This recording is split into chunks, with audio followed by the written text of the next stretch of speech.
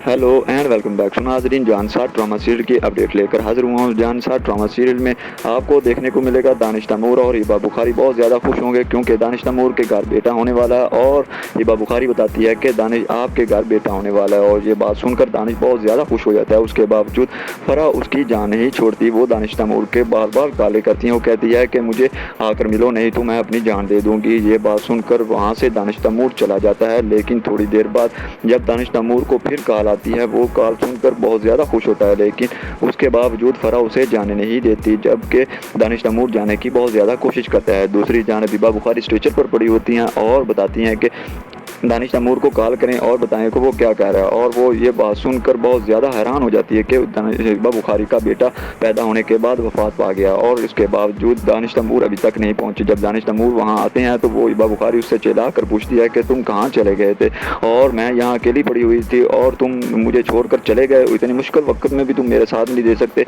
दूसरी जानिब फरा ये बात सुनकर बहुत ज़्यादा खुश हो जाती है कि दानिश तैमूर का बेटा वफात पा गया। और उसके बावजूद फरा ये और सुनकर खुश होने की कोशिश करती है कि अभी मुझे बहुत ज़्यादा मौका मिलेगा कि मैं दानिश तैमूर के करीब आ जाऊँ।